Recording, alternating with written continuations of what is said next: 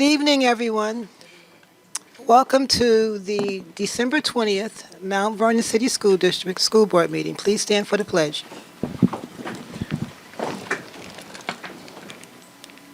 I pledge allegiance to the flag of the United States of America and to the republic for which it stands, one nation, under God, indivisible, with liberty and justice for all.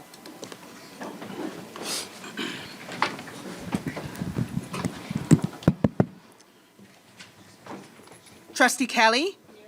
Trustee Njenga. Here. Trustee Adesobi. Present. Trustee Gale. Here. Trustee Lency. Here. Trustee Kerwin. Here. Trustee Red. Trustee White. VP White. I'm present. Okay. And President Saunders. Here, thank you. All right, we're going to quorum. We're going to have communication from the public. There is no legal requirement to recognize public comment at meetings of the Board of Education. However, the board recognizes the critical importance of community discourse and involvement in the education of Mount Vernon's children, and accordingly, members of the public are invited to speak at each regularly scheduled board meeting, subject to the terms of the board policy. A speaker must register in advance by no later than 4 p.m. the day of the meeting by contacting the district clerk in person at 165 N Columbus Avenue, Mount Vernon, New York, by phone at 914-665-5235, or by email. The board welcomes all respectful comment, whether praise or criticism. However, identifying and criticizing a specific student, parent, teacher, administrator, or other Mount Vernon education official or employee is strictly prohibited. Any such complaint must be presented and addressed through proper administrative channels. Each speaker is allotted 3 minutes to speak. Up to 1 additional minute may be used for the speaker to summarize and conclude their remarks. If appropriate, board trustees and/or the superintendent or other staff members at the direction of the superintendent may immediately respond to a speaker's remark. Our first speaker tonight is Cynthia Crenshaw.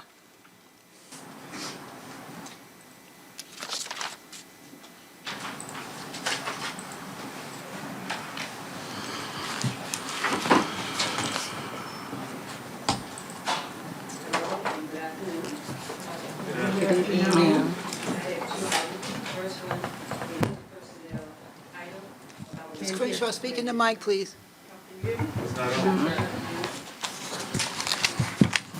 Hello? Okay, I'll start again. Good afternoon. I have 2 issues. The first one is a personnel issue, but I will not be mentioning names, a particular person. Okay, at Parker School, we have 3 black male instructional teachers. This teacher was told Friday that he was being transferred to another school. This teacher is strong in math. He built relationships with our students and their family. He has promoted students' growth, personal, and the young boys' physical appearance. When he is in the students' presence, he demands respect, and they joyfully give him the utmost respect. We need someone that our young boys and girls can continue to have a relationship with. Why would the HR upset the positive educational flow affecting our Parker students?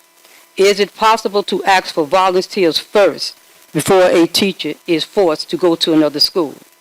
This male teacher oversees my brother's keepers, boys to men's, teaches after school and summer school program, and runs a math night.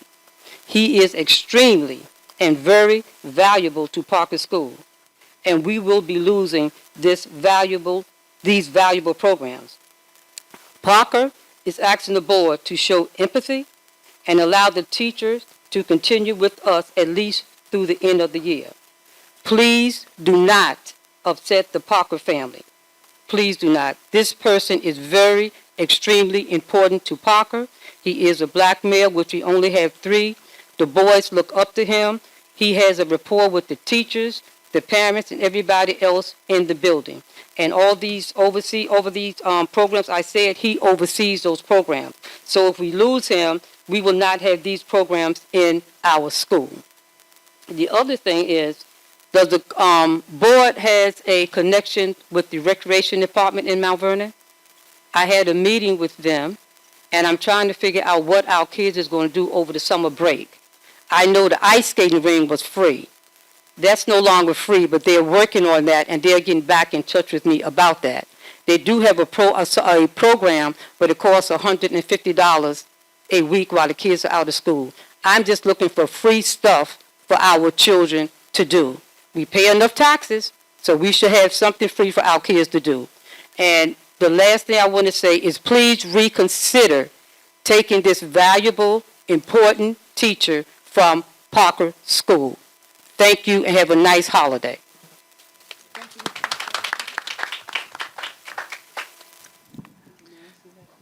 Want to respond? Yes, I I don't know who it is. would. Ms. Crankshaw, I want to answer the first part of your question about the transferring of the teacher. I really don't want to get into the logistics of it, and I will talk to you offline, but I want to tell you that we are doing a whole series of bringing principals in, looking at their schedules, looking at teachers in their building who we don't have enough classes for, and we are trying to ensure that we have a certified teacher in front of all our students. But I will talk to you offline about this. Okay. That's another effect of the charter school, taking out kids. Okay, all right, so we'll talk. Okay. Latoya Anderson.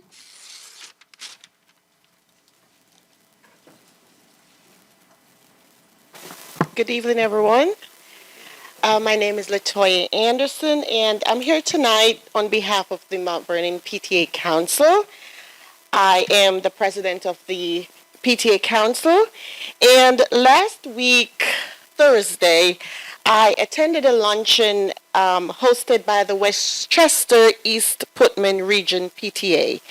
And during this luncheon, several teachers, administrators, community members were honored as WEPR, which is Westchester East Putnam Region PTA, Heroes in Education. And these are persons who truly honor the overall purpose of PTA, which is to make every child's potential a reality by engaging and empowering families and communities to advocate for our children.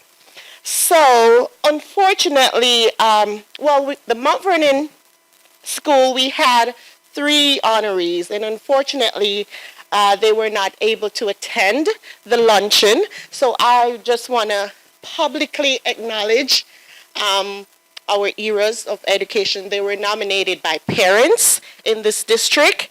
And the first person is Dr. Bennett Conroy. And we have here a certificate signed by Senator Shelley Mayer and also the Westchester East Putnam Region PTA Regional Director. And we just want to thank you for your service. They had a little bio which they read. I hope it's okay for me to just briefly read it.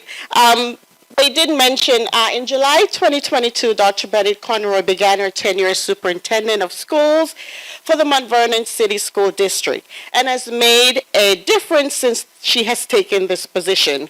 She leads with the intention of family first. She hopes her footprint will be a legacy and promotes family wellness through advocacy, empowering education, educating and building relationship between families and the educational community. So congratulations, Dr. Bennett Conroy. Thank you. We also had 2 additional honorees from Mount Vernon City District, which I mentioned before. They were nominated by parents. They were Dr. Pauline Pierce, and also Ms. Stephanie Martino from Traphagen. So thank you. You're our heroes in education. And before I go, I just want to take this opportunity to encourage everyone, please join a school's PTA. The PTA is very vital in the community. Last year, we awarded over $34,000 in scholarship to students, and this is all because of the community, with the help of the community. And I'm challenging the board and the cabinet, please join a PTA, at least one. Dr. BC is a member of every PTA unit in this district, and we're asking you to join at least one. Dr. Beverly Jones, 3, thank you. So there you go. Please join at least one. Thank you very much.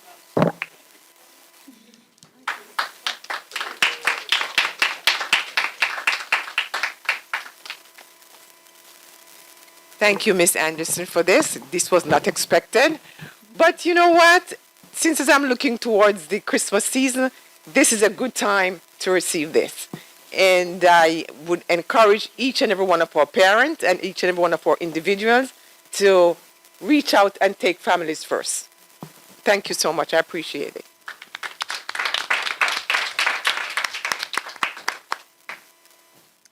Jean Casino.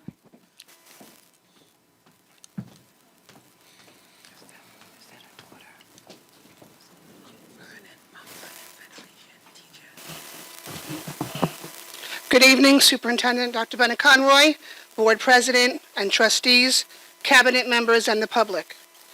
I am Jean Casino, and I am addressing you in my capacity as the Vice President of the Mount Vernon Federation of Teachers. I'd like to speak tonight about the Superintendent's directive to administrators regarding attendance. According to the directive, at this time in the school year, 4 absences are considered excessive, and administrators are being directed to speak with employees who have 4 absences. Many such employees are receiving letters in their personnel files about their absences. While we do not generally contest the district's ability to counsel employees about their attendance, our position is just because you can do something doesn't mean you should. It's indisputable that school employees are routinely exposed to illnesses in the course of their regular duties. Counseling employees to come to work despite feeling ill goes against the advice of the CDC, which recommends people stay home, and the advice that the district gives to parents about keeping their children home when they are ill to avoid spreading illness to others. In addition to going against the sound advice of the CDC and the advice we share with parents, issuing counseling memos to employees who've risked their health to ensure quality education over the course of a pandemic is disheartening and ridicules our profession. This policy is also a poor use of staff and administrator time. Administrators were directed to meet with staff members whose attendance was deemed excessive. Many are receiving letters again, which will go into their personnel file. Let's just say each school building has approximately 20 staff members who fall into that category. Each administrator will spend 15 minutes researching attendance, writing letters, meeting with each person. During these meetings, staff member is not providing instruction. Someone is probably being pulled to cover the class. Additional instruction time is being lost. 15 minutes, 20 staff members, 300 minutes. These 300 minutes equates to about 5 hours of potentially lost instruction time. At the secondary level, that's about 7 class periods. Elementary, almost 9 instructional periods. I'm positive staff and building administrators can find other activities to spend those hours on. If I may, I have some examples. Checking in on the wellness of staff and students. Checking in with our new staff members. Updating the inventory of missing materials necessary to provide appropriate instruction. Being the instructional leaders they are, and helping staff to implement new curriculum, which many of us are struggling to teach with inadequate PD and supplies. Helping our new and current special education teachers in classrooms which lack appropriate furniture, supplies, and materials. checking in with their PPS staff to make sure they're okay, since they deal with most of our vulnerable students, conducting compact team meetings, procuring substitutes. My list goes on and on. The Mount Vernon City School District staff, we have worked diligently the past several years, especially through COVID. Members of the MVFT and with our CSEA brothers and sisters are the backbone of this district, I'm almost done, and make up over 70% of the staff who work here. Back in October, you asked us for grace and patience during the payroll debacle, which still continues. I am here now asking for the same grace and patience. We deserve praise and recognition. And again, sometimes just because you can do something doesn't mean you should. Thank you. And also, please fund the Mount Vernon cheer team for their trip to nationals.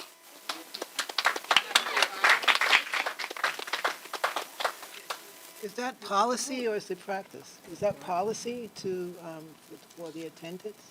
Well, yeah, it's practice, and it's not practice. It's practice. It's practice. So we're going to look at it again. Okay. So we definitely want to look at it again.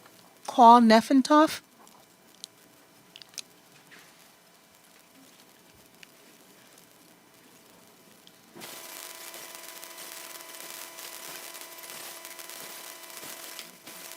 Good evening, everybody. I welcome the opportunity to stand before you tonight. I would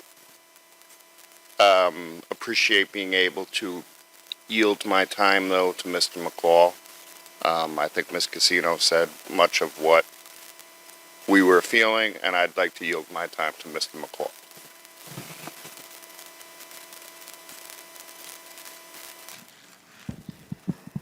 Mr. Keith McCall?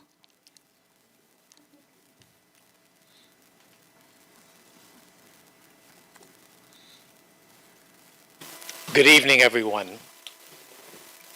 Good evening to the superintendent, members of the board. My name is Keith McCall. I'm a 20-year teacher at Edward Williams Elementary School, and I am the president of the Mount Vernon Federation of Teachers.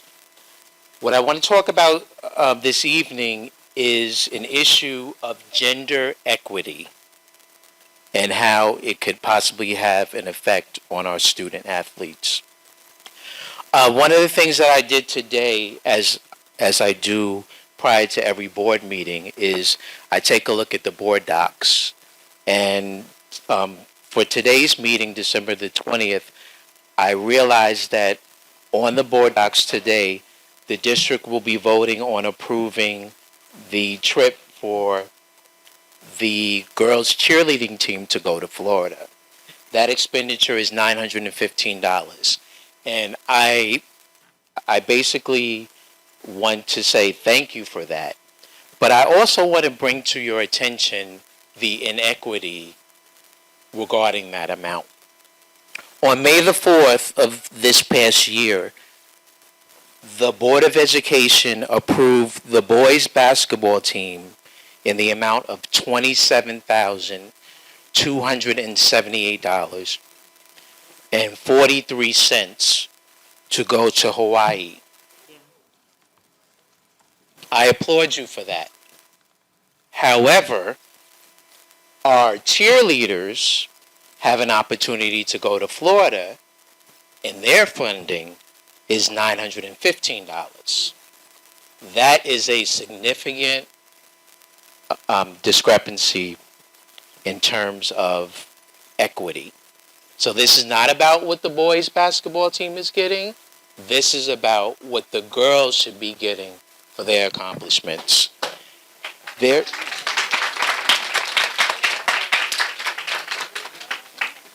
Our girls, our female student athletes, they put in the time, they put in the work, they're structured, they're disciplined, they do what they need to do to achieve what they have achieved.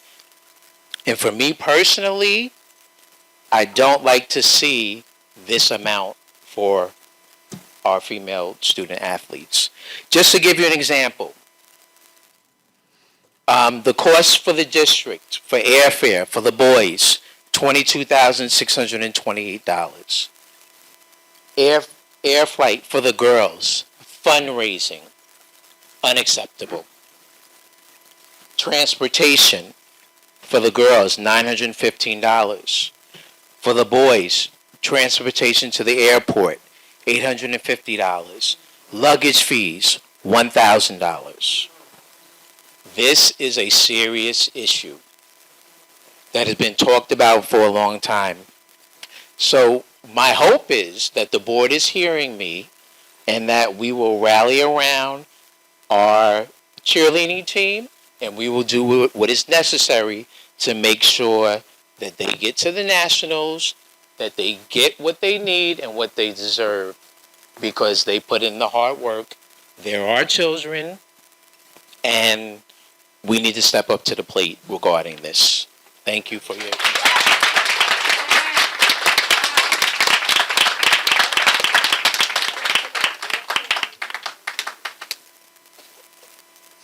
Good evening, everyone. I really want to address this, and the reason why I'm saying that is... All right. Can you hear me now? Yes. Okay. Yes. And I'm very happy that Mr. McCall, you spoke about this. We spoke about this earlier on today. I also believe in equity. And I promise the young ladies that I'll do everything possible moving forward to make that happen, but I cannot do it overnight. This is the first time our cheerleaders has ever been to a local, national, yes, yes. And they came to me and they said, we want to go. And I said to them, I'm with you, I will send you. And that's what I said to the coaches. And I did. And I even said to one of the coaches, please, when you go, make sure you bring back the trophy. And guys, you did bring back the trophy. So I have to tell you, right. So what I'm saying is that, and I say to Coach Semino time and time again, I want to be sure that everybody get the same treatment, both women and men. You see, with the soccer team, I put my heart out there and I invite them in because after talking to them, they told me how demoralized they felt, and I brought them here and more or less, uplift their spirit. And it's the same thing I want to do for the women as well. Being a female superintendent, I want to ensure that there is equity. And I really, really want to say congratulations to you guys. You did a great job, and I'm going to do my best to ensure that there is equity in the sports. I will definitely do that. So I would like you to stand and let us clap you and celebrate you because you're here. So stand all of you.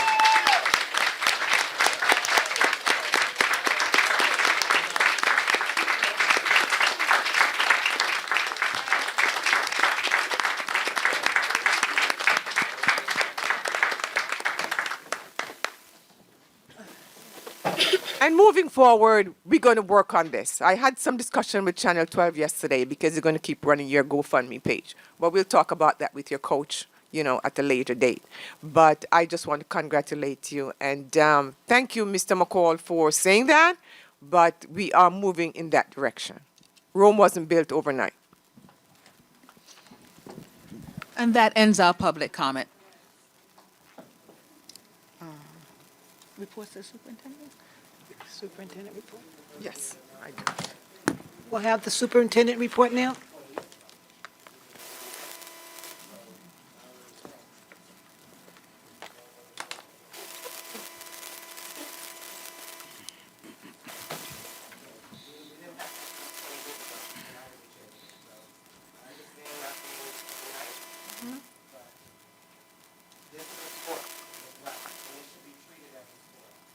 Right. And I recognize that, and I'm going to do my very best. Okay, PC goes down. All right. Now, last Saturday, we were able to induct the Honorable Judge William Edwards into the Mount Vernon High School Hall of Fame. As you know, he attended Graham Elementary School, Nicholas Middle School, and graduated from Mount Vernon High School, class of 1975, in the top 1% of his class. In 2003, Judge Edwards was appointed to serve the people of his beloved city of Mount Vernon as a city court judge.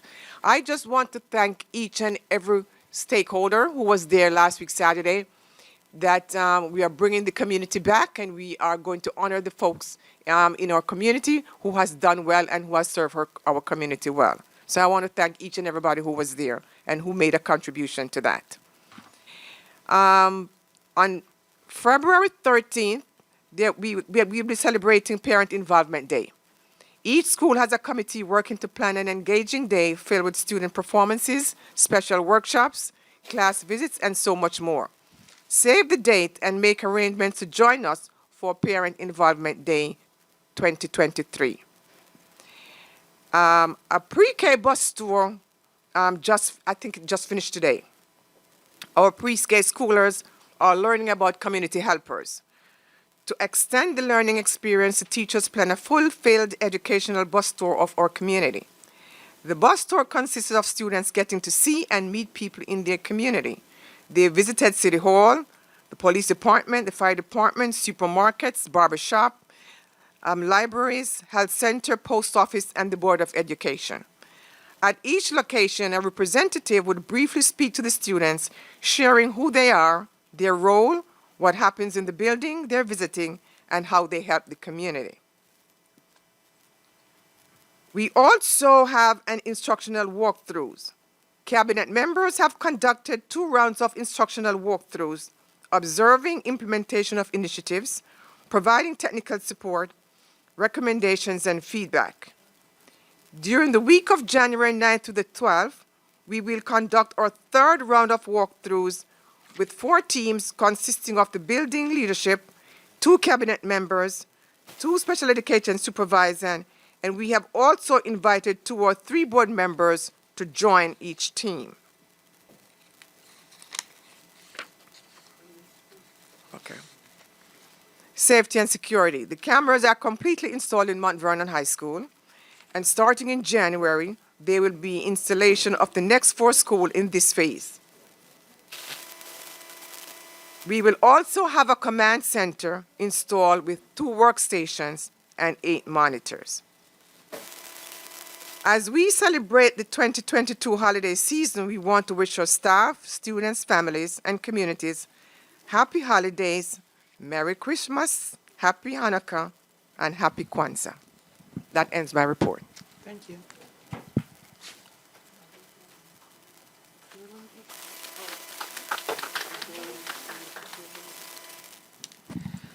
So, committee reports?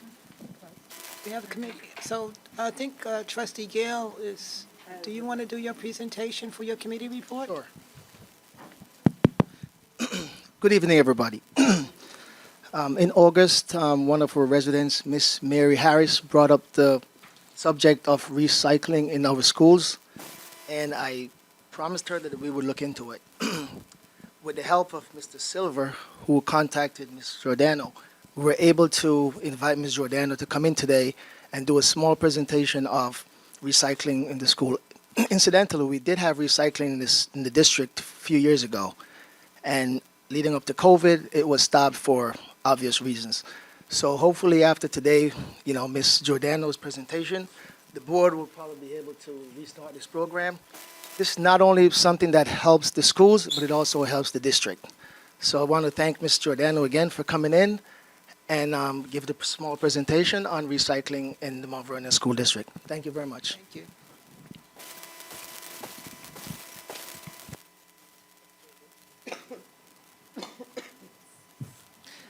So Trustee Gale, what? Good evening, Board. My name is Anna Giordano. I am the Executive Director of We Future Cycle, and our mission is to create a generation of children that care. Because in our schools, children are only taught to throw away. They get fed on exclusively disposable materials, and they're just tossing it. And this is the result of, the picture you're seeing is the lunch waste of one day in one of our schools, because children are just taught to throw it away. And it's really, that is what got me most when I was a parent in schools, to see the mindlessness of children in schools, that they didn't realize that they have a responsibility of what they do with their materials, and that small changes in their behavior can make huge differences. So I introduced this program to your former director of facilities, and in 2019, he hired us to implement the program in our schools, in your schools. And so the setup of the program is really fairly simple, as we are teaching children that if they just separate their waste into different categories, most of it, over 95% of what they're touching, is not garbage, if it is just sorted. So you're looking at the picture at, this is a recycling station. Instead of throwing everything in the garbage, they're coming up to one central recycling station. They're emptying out to the right all of their remaining liquids into a bucket. Most of the containers that they're touching are actually recyclable. They're going into the recycling bin.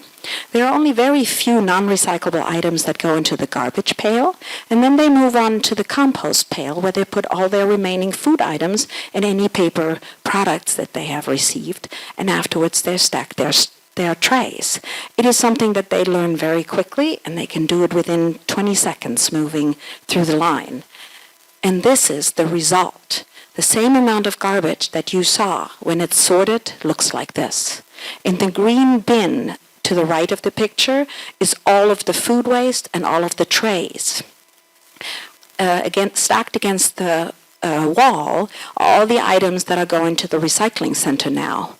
And only the very small little fluffy black bag in front is actual non-recyclable and goes to the incinerator. So this is what it looks like at a school like Lincoln. After recycling is only one small trash bag left over.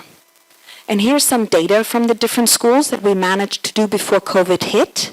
So from Grimes, for example, we had 198 pounds of garbage every single lunch. And once we implemented the program, we were down to 8 pounds every day. Graham had 166 pounds every day before we started the program, and then we were down to 5 pounds. So it is consistently a 95 plus reduction of garbage through mere sorting, and also some changes into how we feed our children. And teaching that to our kids, that their small activities can make such an impact, really broadens their mind in terms of where they're standing in society and in connection to their environment. When we're looking at lunch waste composition by weight, 25% is excess liquids. Over 60% is food waste or paper products. 60% of what the kids are throwing away is food. 5% in weight, but about 50% in amount is commingle, is the material that goes to the recycling center. All of our communities, and Mount Vernon is one of them, is bringing their recyclables to the Westchester County Recycling Center by Stu Leonard. There it is being sorted, and it's being sold back to industry. That money goes back to Westchester County and is being flowed back into the communities, including Mount Vernon. Only 5% of what the kids touch is actual trash. All the rest is either recyclable, compostable, or can go down the drain if we just teach them to sort. So this is the stuff that is actually left for trash. It's a single-serve soft plastic items. A lot of it we can actually get out of the system by changing a little bit of what kind of snacks we are offering to children and how to educate them.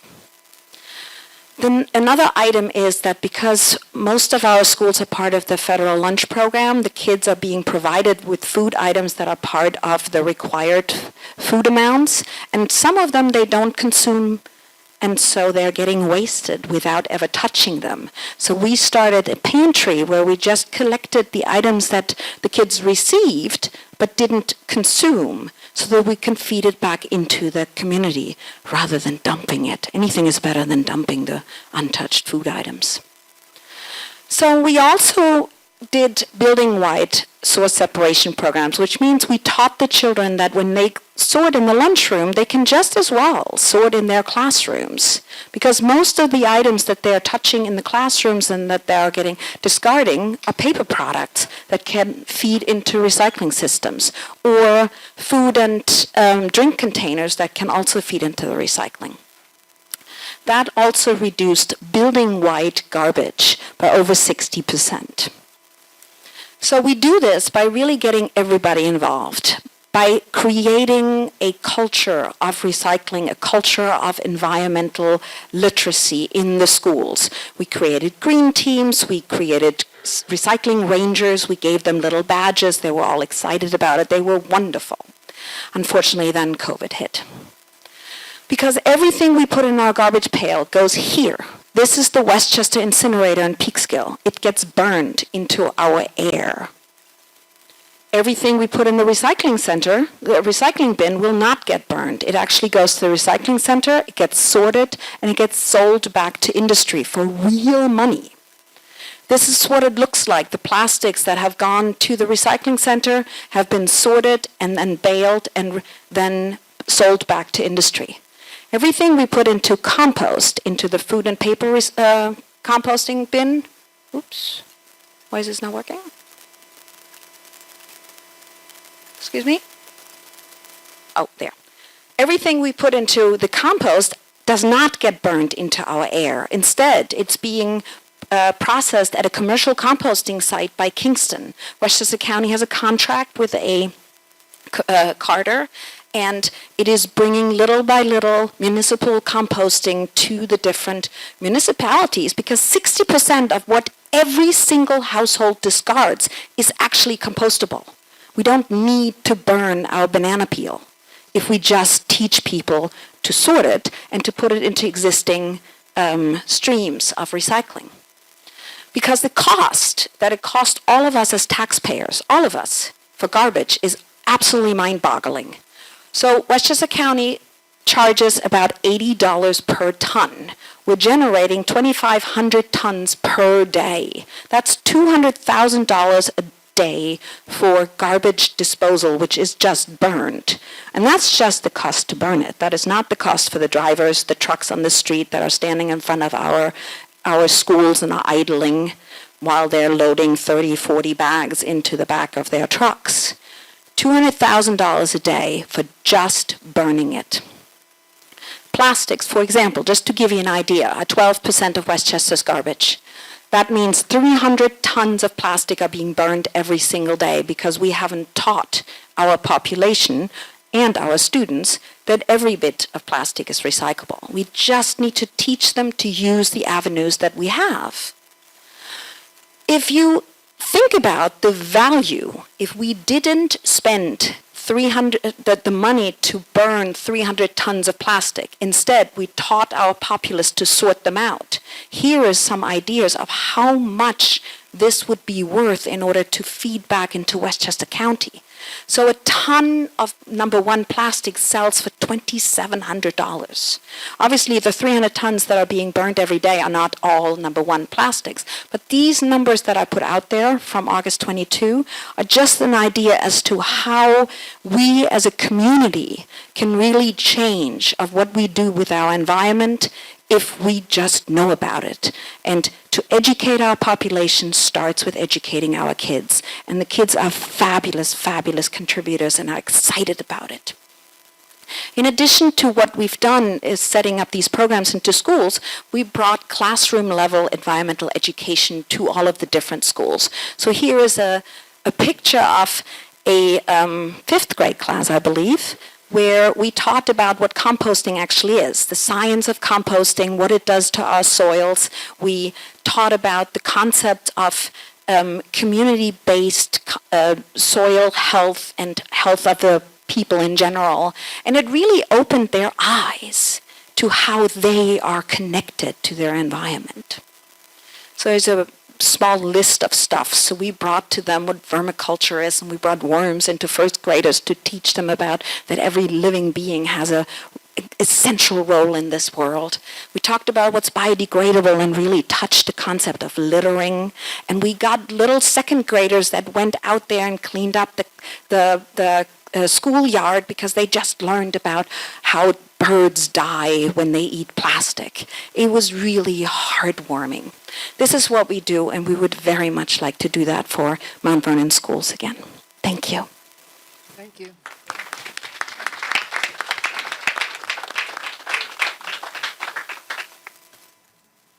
Trustee Gale? Just want to say to Ms. Jordana, thank you very much. That was very eye-opening and enlightening. And we will do our best. I can't promise, but we'll try to see if we can get this started as soon as possible. Thank you. I think it's a great idea. I think that we need to, that's something we need to actually talk about, you know. Right. Dr. BC. And we still have the blue bins from the very first time, a long time ago, because we had it before. So we still have the bins. We just have to start up the whole action again. Okay, thank you. Tonight we have our cheerleaders with us, and the coach is not here because she wanted to talk about, the trip to Florida. But I have two of our students here, Mimi and Anna. Am I saying it right, Mimi? You want to come forward? So share with us about the trip to Florida. I can speak into the mic? Okay. Hi, good evening, good night. I'm Mimi Amira, varsity captain of the Mount Vernon cheerleading team. And recently, as everyone knows, we have won a bid to go to nationals, which is in Florida. So I've been on the team for 4 years. I've been on the team since 9th grade. And this is like the experience I've actually been waiting for. So if anything, I'm really excited, and I'm really looking forward to go to Florida to get the experience, to go to Disney, because that's what's included, Disney and Florida and everything. And we definitely plan on taking the trophy home from Florida.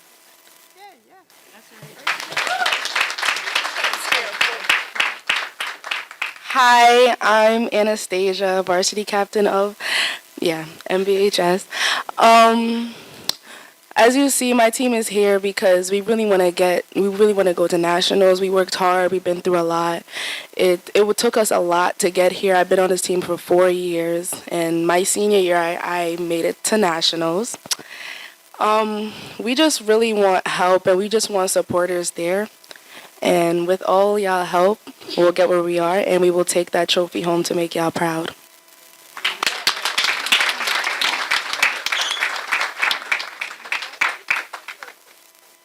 And we promise that we're going to do everything to help you to get there.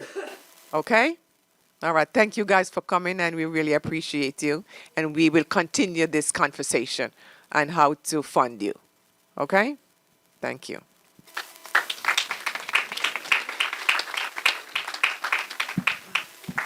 So we'll continue with committee reports. Trustee Nen, do you have any committee report? Just this evening, I went over to Pennington for the first winter program. It was super cute with all the children, so that's all I have just for this week. Thank you. Trustee Adesobi? You have the policy? I was going to talk a minute about the policy committee. We're moving forward, and we have 3 policies that we're considering at this point. And as soon as we finalize that, we'll be presenting it to you. So the policy committee is really moving quickly. Yeah. Right? Good evening. I'm going to report on the budget committee. In the last meeting, we reviewed the business office and the key positions that are vacant in the business office. I know we spoke to Mr. Silver, how important it is to fill those positions, especially in payroll. We want to stop the bleeding in payroll. It's very important. And I have to say, though, that Mr. Silver was able to to hire a new treasurer, which will be starting in January. So that's one of the key positions that we spoke about, and congratulations. At least the district has been without a treasurer for so long, and we need a treasurer. So thank you so much for filling that position. We also, now it's towards the end of the year, of course, the budget is now frozen. There's a budget freeze right now. And we are also going to go over our budget. We're going to make sure our budget is balanced for the upcoming school year. And so being it that we get it balanced so that we won't have to implement a tax increase. Because of course, Mount Vernon cannot take a new tax increase. So we are working on that. And I think that's about it for the Budget Committee. Thank you. Thank you. I'm going to start with Trustee Adams. Trustee Adams, do you have anything for committee report? Okay. Well, let's hear from you. Let's hear what you have to say. So, I guess I just want to clarify, I never have committee reports because I'm technically not allowed to be on any official committees. So, I'm just around the district listening, trying to get our student voice out there. I guess around the district, in STEAM we have heat, which is nice.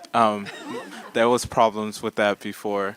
We're having no place for hate. And there was a winter showcase that was today. That was very cute. And yeah. That is it for me today. That's enough. That's good. Thank you. Thank you. Trustee Lindsay? Facilities, I don't have any updates since the last meeting because our meeting is not until next week. As far as security goes, I apologize. There was a security meeting yesterday, which I completely forgot about, missed, and Rita reminded me, but I was unable to actually sign on when she reached out to me. But that was entirely my fault for missing it. I did speak to Mr. Fagan today. He said no great updates going on. He had a couple of incidents that he mentioned and discussed, but going back to it, I missed the meeting. My fault. Thank you, Rita. Rita will now remind me a little bit further in advance. Trustee Red, anything from you? Trustee Kelly? No report. Trustee White? Oh, I'm sorry. Facility meeting, I haven't told Mr. Silver yet, but I would like to have a meeting either next week on the 28th, in his office with the Director of Facilities there with us. And education meeting will be January 24th. No, I'm sorry, not 24th. January, the first week of January. Yes. Hopefully I'll give you the date. Okay? And we'd like to go over, seeing the what is it? The middle of the year grade. MOY, and compared to the beginning of the year grade. Not scores. We won't have that yet. The middle year is being implemented in January. Lorna. Okay. Committee. Committee. Oh, we can look at Old the state, business? yeah, Okay, old some business. state courses. Okay. All right, so, Adrian, Madam President, may I just say one thing? Mr. Adams is at least on the way to being on the committee. Oh. And I just think I'm kind of proud he's getting involved in this. Someone reached out to me, so I connected it to him. So please advise the world what you're doing, Mr. Adams. Is this on? Okay. What Mr. Lindsay is talking about, it hasn't necessarily started yet. That's why I didn't mention it. But Trustee Lindsay connected me with a Mount Vernon committee member, and I am going to be a part of the Mount Vernon Comprehensive Plan Advisory Committee, which is just working on Mount Vernon zoning laws because they're redoing all of that. This is going to be a long project just starting, and as he put it, the youngest member there is 50 years old. So they need some young people. So hopefully I'll be making that connection between our school district and the city, which is a bit strained at times. And I can get other students there. They want more young people. So I'll be connecting more people to the district and hopefully building that bridge. That's great. Yes. Great. Trustee Kerwin? Okay, so I have two good news. Last week, I met with the director of the STEM program at Iona College, or Iona University. I keep forgetting, they changed their name.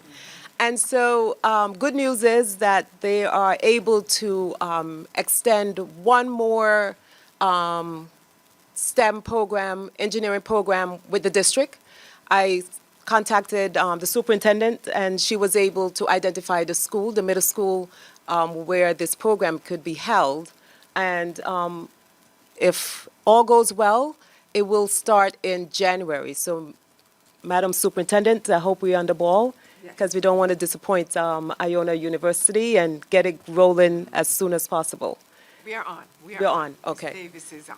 Davis Mara is on. Okay, So we great. identified the school? Yes. So, yes. Yes. The Old Homes, the Honor Academy. The Honor Academy, yes. So that program going to be up and running in January. So fingers crossed. I'm going to be holding holding you accountable for this. Okay. And another good news that I have is that one of my neighbor is an engineer for Con Edison. And I reached out to him because I know the STEAM school, we need help in the STEAM school. And so he was able to, first, let me back up. I brought him in to meet with the superintendent, which he did, and we spoke to the superintendent at length, and he spoke about the cohort program that Con Edison have, and he was able, a couple days ago, he called me and said that he was able to talk to the ACE program manager there at Con Edison, and they will be able to partner with our school, with the STEAM school, STEAM Academy, to get at least 8 students into Con Ed cohort program for January. So that's great news. Again, Superintendent, I will be holding you accountable for identifying the students, and we need to act on this as soon as possible, as he pointed out to us, so they could sign them up. And any questions that you guys have, please get back to me so I could reach out to him. His schedule is about to change, according to him, because this is his busy schedule with Con Ed. So he would like to get those students into the cohort program as soon as possible. The principal is on it. Okay. Thank you. So by the next board meeting, we'll have an update? Hopefully, by the next board meeting, we will be having resolution so we could, the board members could approve for these programs. Okay, thank you. Thank you, that was good. My special education committee is tomorrow at 6, I think, 5 o'clock with you, 4 o'clock with Dr. Jones. And that's all I have, so we're going to go into, But did we hire I know I saw 9 new cleaners. Have they been hired? I'm sorry. I met with the candidates that were recommended to HR today, so we began the processing to onboard them for the January 10th meeting. Okay. Is 9 of them? I think I read 9. I don't know if 9 were recommended. I saw 10 candidates today, but I know one was an E&L teacher, one was a TA. So the other 7 may have all been, Thank you. yeah. I'd like to get So I them think on board. where she's going is, do we have any other openings for cleaners? Does that? These are all per diem cleaner Right. positions. These are not probationary to permanent track. So these are cleaners that are the equivalent of a substitute teacher, but for cleaners. These are not vacancies that we're filling.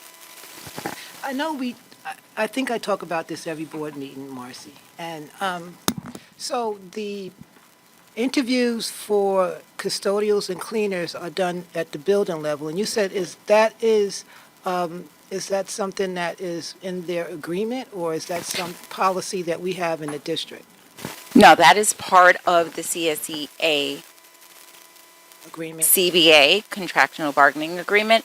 Yes, these per diem cleaners were interviewed in B&G by the director of facilities because they don't belong to a specific building in their district-wide. So he did those interviews for cleaners. When we have vacancies for head custodians and custodians, the principals, when there is a list, they get the list and they interview from the list. So these individuals have already passed exams, which shows that they are qualified for the position by being eligible and reachable on the list. And it's by compact, which has the building leadership, and Mr. Botros or Demora can be part of the compact with the building leadership and a teacher and a parent that sit on the compact. But it's not one or the other, it's in conjunction. Ms. Tiggs, why is it not the facility director who hires custodial staff? Because their contract says that these individuals must be hired by a building level compact, which can include Mr. Botros and Mr. Demora. So in the spring, hypothetically, when we had, or not hypothetically, what really happens in the spring, we had 6 or 7 vacancies for head custodians. There was a list.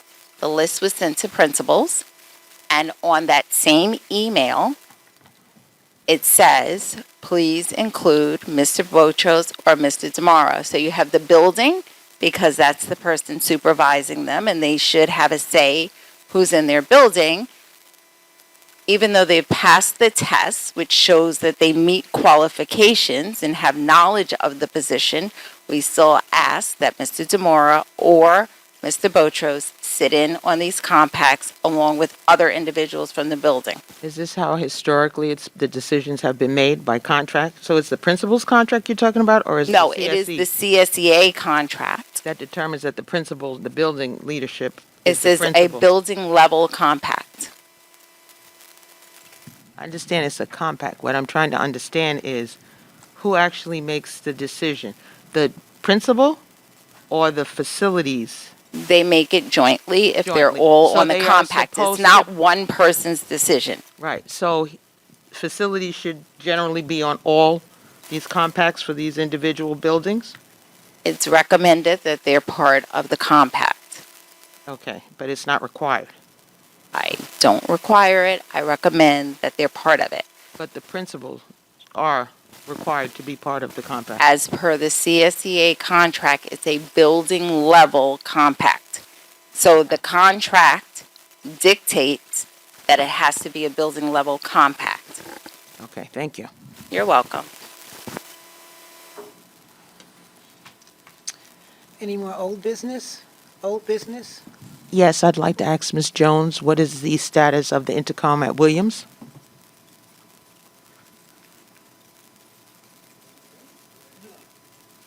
Mike. They told me, Ms. Jones, that, or Dr. Jones, that you were the person who I should speak to about the intercom system at Williams. So we did get an estimate for 5 buildings because we have decided that we will no longer be putting Band-Aids onto these intercom systems because they are such critical parts of our safety. And so we have gotten quotes, and I believe they were ordered, Mr. Silver? Okay, so we have gotten quotes and we are in the process of ordering. When do you think they'll be in? Right, so Mr. Ramirez just updated me that in January we'll be starting the installation. So you'll have a timeline for us for the installations? Not right now, No, but we will. In January, you'll have a timeline for us? Yes. Thank you. Okay.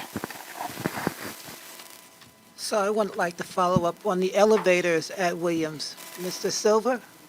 Mr. Silver, you have an update on the elevator at Williams? Yes, yes.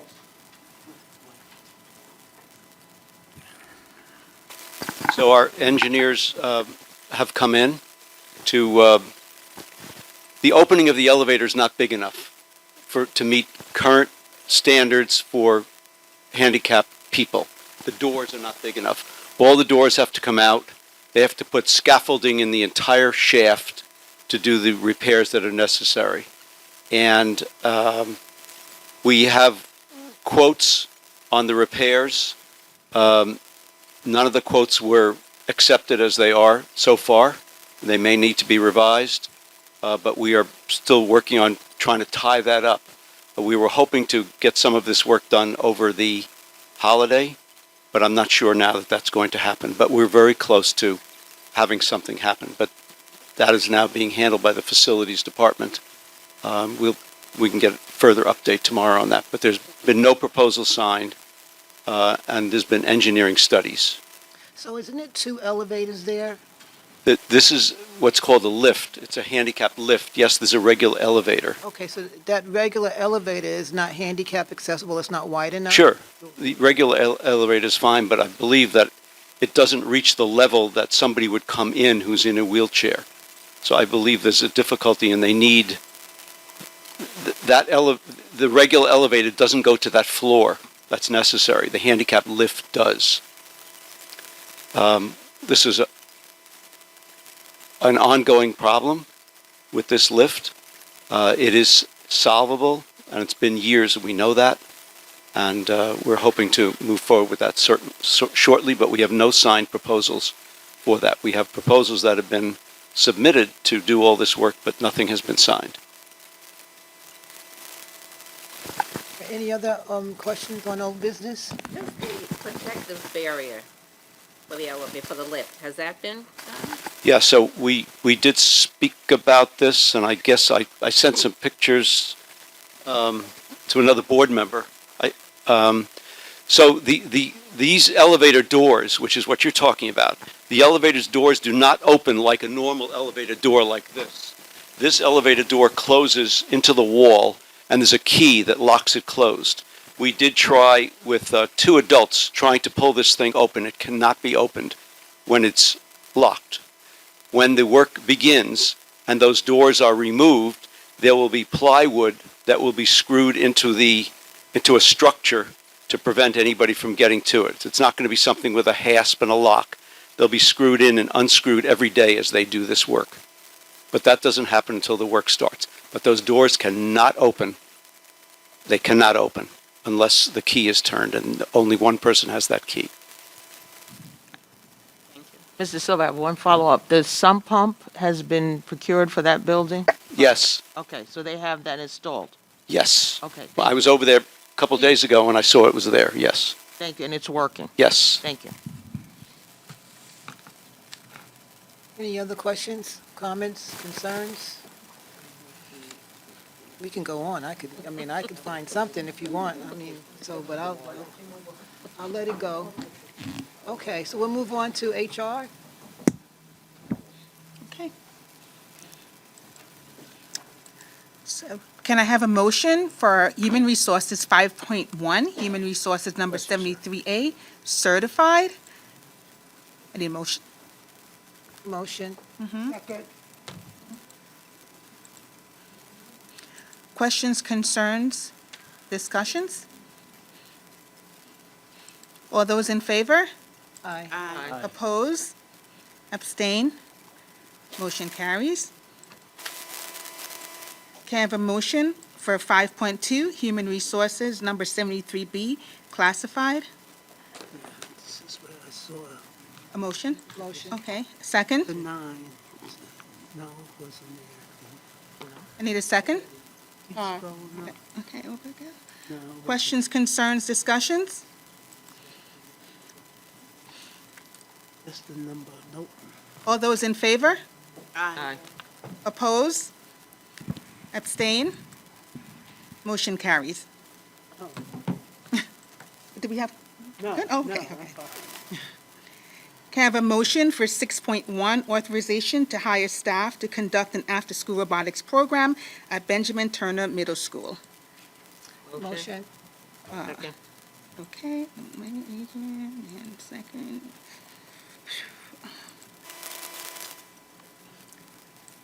Questions, concerns, discussions? All those in favor? Aye. Oppose? Abstain? Motion carries.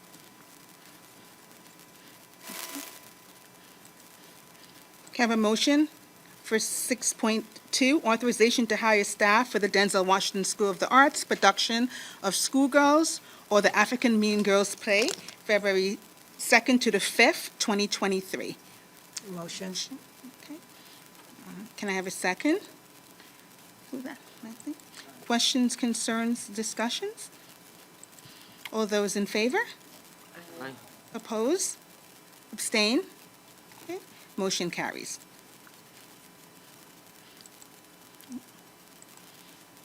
Can I have a motion for 7.1, student services? Approval of student service pupil personnel memorandum number 11 dated December 20th. I just need a motion. Motion. Second? Second. Okay. Questions, concerns, discussions? All those in favor? Aye. Oppose? Abstain? Motion carries. Can I have a motion on the business office? Approval, 8.1, approval for, is that what I did? Approval for cheerleading team JV and varsity to travel to Orlando, Florida for National High School Cheerleading Championship Competition. Have a motion? Motion. Second. Okay, so Adrian, I got.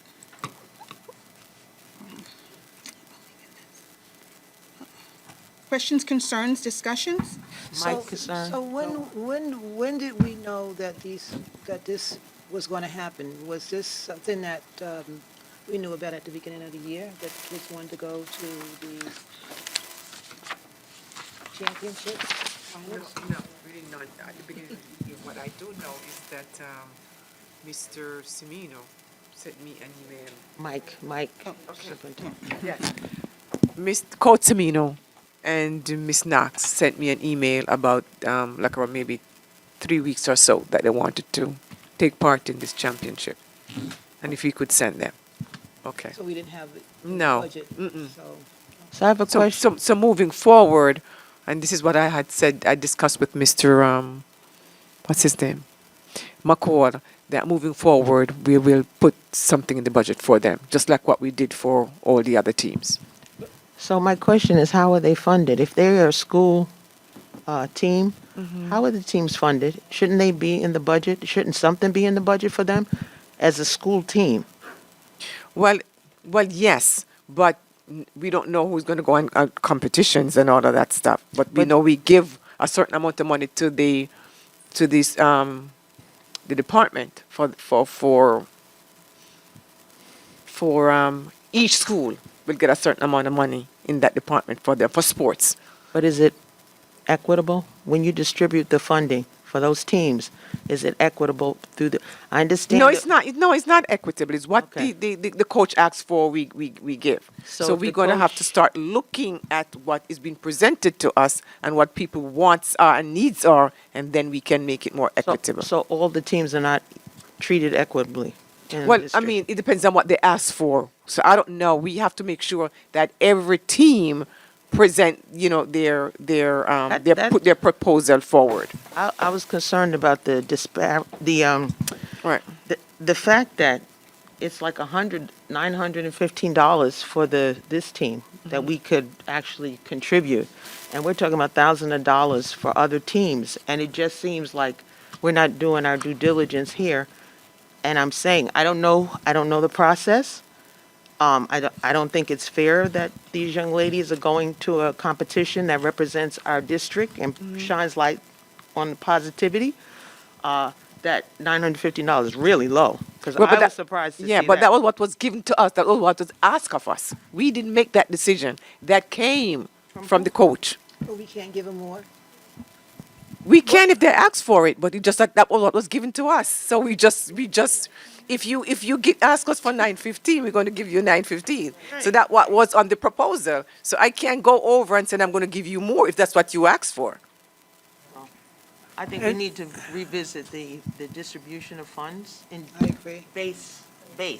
Right. Because, And I'm open to that. okay. And I'm open to that. I'm That's- open to that. I think because this is the very first year our kids have gone Yes. traveling international, we need to really support them. And like I said before, we need an athletic director that gives every team, not just the basketball team, not just the football Right. team. Every sport. but every sport. And anticipate that they're going to go further than we expected them. Absolutely. Right. We send them to the Pennsylvania to, what's that, the track thing? What is that? Right. The Pen right. Penn relays. Pen relay. If they go to Penn Yeah. relays, you know, we have that So in the we have to budget. expect that they're Yeah. going to do better, and this is a first example Yeah. of what can happen. Mike. What can happen. But- I'm sorry. But what was asked of us, Right. we gave. So we I can't. shall receive. Exactly. There goes. So if That's a there- point. so can we need to develop a policy on how the funds are distributed also between the teams? Because it can always go back into the fund, right? Right. If they Right. don't go to nationals. Right. So I'm just hoping that that's a consideration for future and present students. Right. And maybe that's something that we can all work on together. Thank you. Yes. You know? Yes. Yes. I was saying, Mr. Silva, maybe in the budget, one line item, we probably could do for sports, one pool, so that way we have that pool, so the teams could pull from that pool. Exactly. Could be like a contingency pool of money which Right. could be distributed equitably to the various departments. We can work on that in the Budget Yes. Committee when we Okay. meet next week. Right. Thank you. Yeah, great idea. Great idea. So we had a motion on the floor. Yep. All in All favor? those in favor? Aye. Aye. Oppose? Abstain? Okay, motion carries. One question, I'm sorry. If you're not using the GoFundMe page, where do we send the money for cheerleaders? If they want to donate? Yeah, because I don't do GoFundMe. Okay. Well, that's the only thing we have right now, and I think that I'm waiting on Mr. Semina to return on Friday, and then we can talk about it with Ms. Knox as to how we're going to do that. But right now, that's the only thing they have set up with Channel 12 as well. We have to talk about our girls now. That's right. Girl rules. Let's go. So can I have a motion for 8.2, authorization to accept a donation from the Mount Vernon Education Foundation? Motion. Second. Okay, sorry. Questions, concerns, discussions? I have a question. All right, earlier I had asked for the breakdown. And I saw the breakdown, but it's still not a breakdown of the breakdown. Because I have no idea what a VEX IQ is, or VEX PD is, or In the bundle. like, yeah, like what is a bundle? What does it consist of? Good evening, everybody. The VEX bundle is basically 8 modules of equipment, plastic gears, robotic pieces for students to assemble. It can hold. We're looking to have 25 students in the program, so the bundle can hold. Has enough materials for about 25, 30 students. It is very pricey. The price did go up due to the pandemic, so it's 8 modules of materials that's in that packet.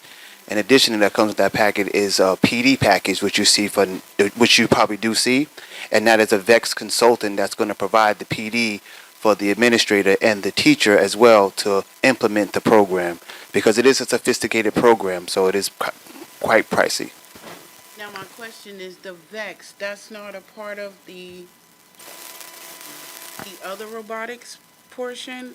Like, No, another program, another robotics program, or the previous resolution. yeah, the previous. Yes, the previous resolution, the district is covering the costs of the personnel, and the Mount Vernon Education Foundation is covering the cost of the materials.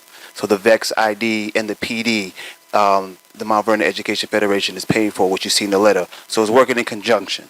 So we want to submit the resolution for the program on the same night that we submit the donation. Is it possible, like, in the future, like what you just told me, can they break it down again like that next time? Like when you said eight is this is that? I was like, okay, yes. So what we can do is send a description Right. of what actually is in. You talk about an itemization. Yeah. Okay. Yes, we can let you know what's in the bundle and package and send that to you as well. Yes. Like 5 screws, 2 nuts. I mean, you know, it's like, but I kind of want to understand. You Yes. know, what you said 8 packages. What's in the bundle? Absolutely. Which, okay, no problem. Thank you. You're welcome. All those in favor? Aye. Oppose? Abstain? Okay, motion carries. Can I have a motion for 8.3, proposal to renew their assistant to the Director of Facilities? I'd like, Need a motion? I'd like to make a motion to pull this for the next board meeting. Okay, I need a second? Oh, okay. I'm going to pull it for discussion. We, Can I talk to you about this? can I suggest that we discuss this in executive session rather than pulling it? Because the current contract expires next week. Okay. So we're pulling this for executive? So can I have a motion? Motion. A second motion, sorry.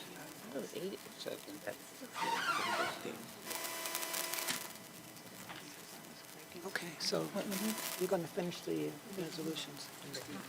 So we don't have very much to do. Okay. Okay, so can I have a motion to pull 8.3, proposal to renew their Assistant to Director of Facility Service? Motion. Okay. Second. Who's that? Okay. Sabina, Okay, and I Sabina, second. yeah, okay. Okay.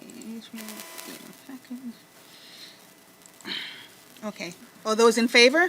Aye. Oppose? Abstain? Okay, motion carries. Can I just ask a question about consultants and contractors? Are they required to take the sexual harassment courses and all the other courses that our staff does? Are they required to do that? So sexual harassment, training that everyone has to do is a New York State mandate. So every employer is required to have their employees take it. So they are to complete the sexual harassment training through their employer.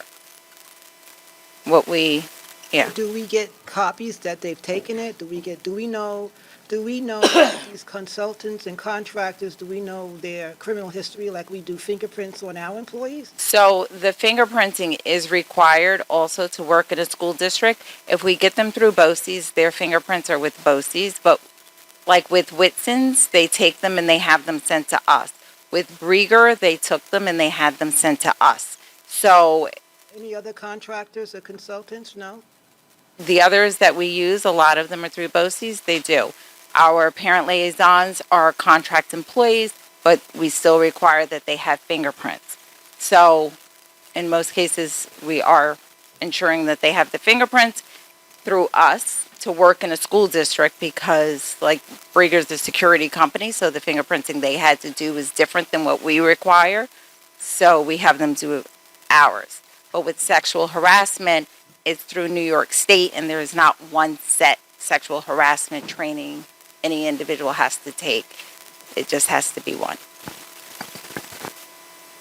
All right, I'm sorry. That's okay. I forgot I wanted to ask that before.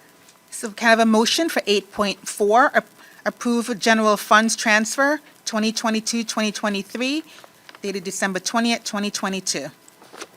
So, Just need a motion. motion? Questions, concerns, discussion? So we are transferring to what?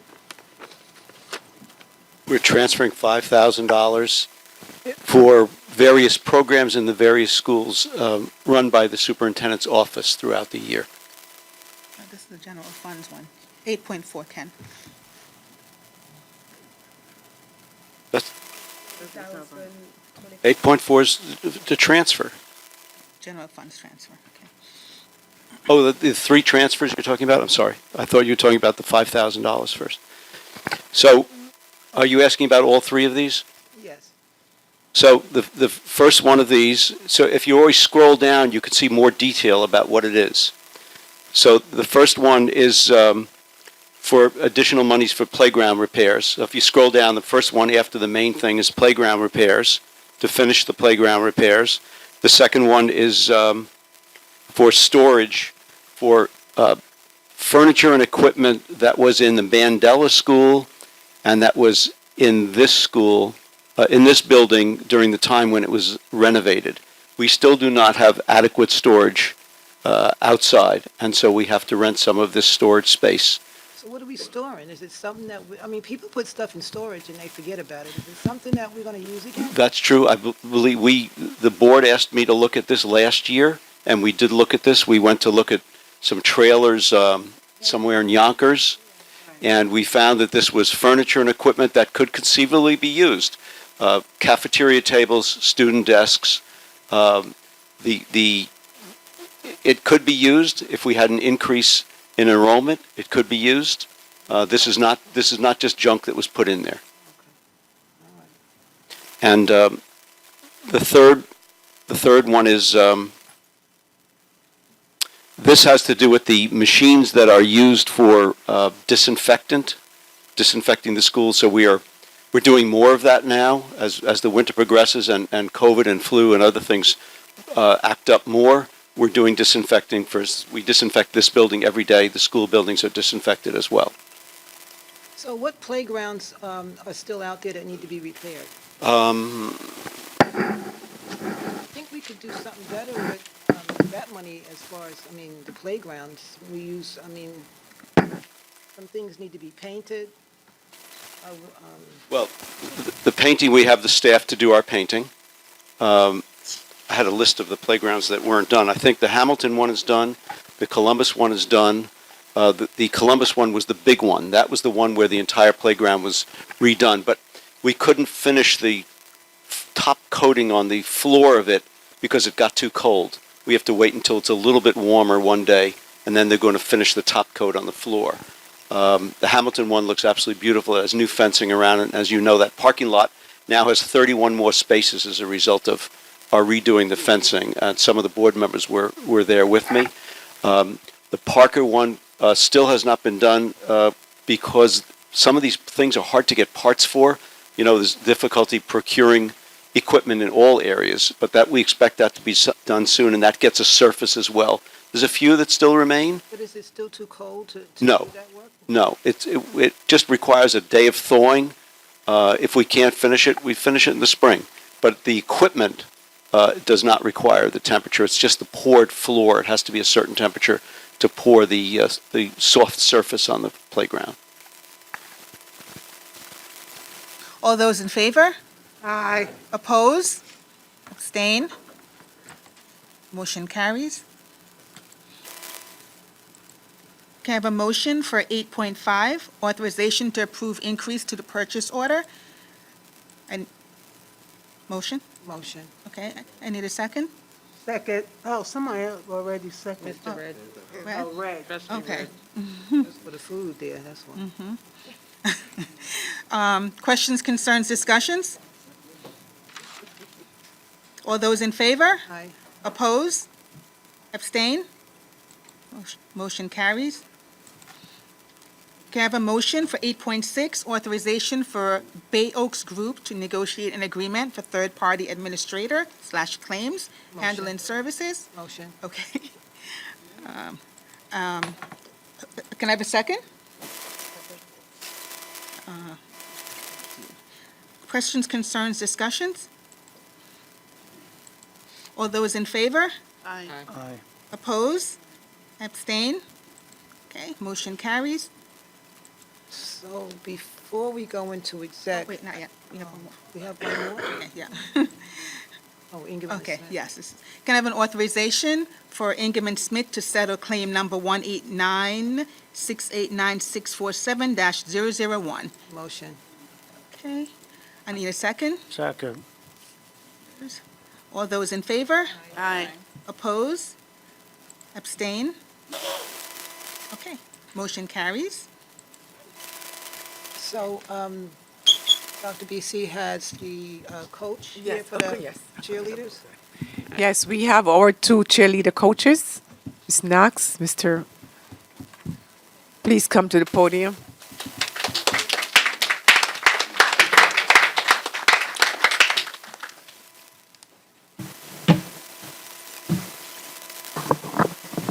Good evening, everyone on the board, everyone here for the representing Mount Vernon City School District. I am here on behalf of my team, and what we have done is something very extraordinary. These girls have persevered through tragedy. We see it firsthand of the different struggles that they go through every day, and the fact that they've even been able to get through it and do something great is very inspiring to us. But what we are seeking is support from the Mount Vernon community as well as the school district. It's UCA is something that I never got to experience. I was a Mount Vernon High School cheerleader myself for 4 years, and it's very costly. It costs roughly about $500 per participant to even compete. That's not including traveling fees, lodging fees, meal plans, transportation for when we are in Florida. So, we are coming here. My JV coach is here. He's in class right now, so we spend a lot of time sacrificing for this team on a daily. So what we are asking is for support from you all to getting these young ladies to nationals. Coach James has had an experience going to nationals before, as he was previously employed with Scarsdale School District. So I want to let him speak on his experiences for when he was there with Scarsdale. Hi, good afternoon. Good afternoon again. My name is Kirk James. I am the assistant coach here with Makai Knox for JV. When I was recently employed at Scarsdale High School, they received the bid to go to nationals as well. It is very costly, for, as we mentioned before, to bring each cheerleader there. It takes a lot from the school district, the community, and the parents.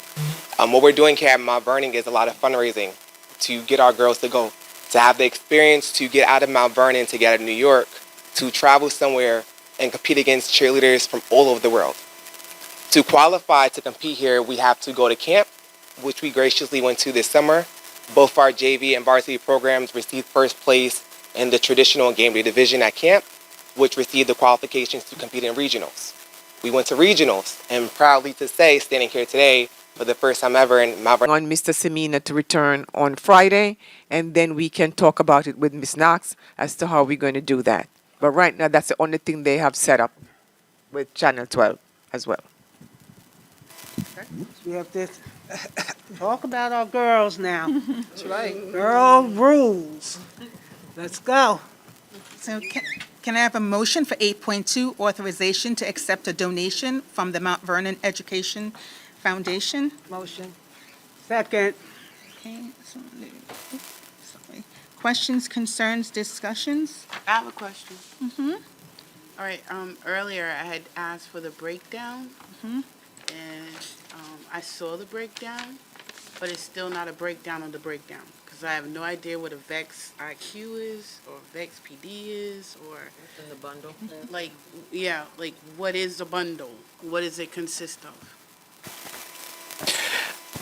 Good evening, everybody. The VEX bundle is basically 8 modules of equipment, plastic gears, robotic pieces for students to assemble.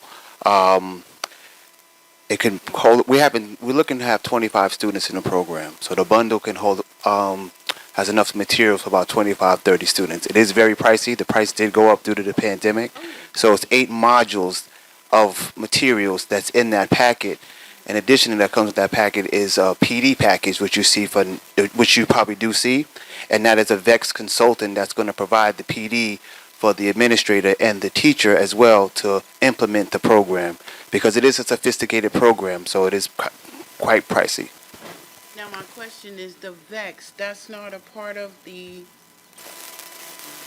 other robotics portion? Like, No, another program, another robotics program. Or the previous resolution? Yeah, the previous. Yes, the previous resolution, the district is covering the costs of the personnel, and the Mount Vernon Education Foundation is covering the cost of the materials. So the VEX ID and the PD, the Mount Vernon Education Federation is paid for, what you see in the letter. So it's working in conjunction. So we want to submit the resolution for the program on the same night that we submit the donation. Is it possible, like, in the future, like what you just told me, can they break it down again like that next time? Like when you said eight is this is that? I was like, okay, yes, so what we can do is send a description Right. of what actually is in. You talk about the itemization. January 14th at the high school. So if anyone wants to come and participate in the 50-50 raffle, or just to, they pay for as spectators to come, they can also support that way. And you said that's January 14th? 14th, At what time? 9 a.m. Do you have a breakdown of how much it costs per student? Roughly 1,000 for everything. So again, it is a fee. I work for Varsity as well, which is the #1 cheerleading company in the world. So it is a fee. They have to pay for the competition fee, and then also, since it's on the Disney resort, they have to buy tickets to the parks. It's mandatory per athlete. That's how Disney make their money. So with that being said, too, they have to pay for the athletic fee to participate, the fee for Disney. We have the hotel fees, we have the flight fees, and also meal plans as well. Roughly $1,000. So again, yes. In the resolution, there's a form from UCA that breaks down just the cost per athlete to participate, and we've included it. So it's 38 per student is it 38 including the coaches, or this is? No. Yeah. So how many coaches are going? It's 2 of us. So it's 40 people. Okay. All right. You guys have any other questions? No. Thank you guys so much. Thank you for having us. And then we're going to, when Mr. Semina return, we are going to work on that for you. Okay? Thank you so much. Everyone enjoy their night. Enjoy your holiday.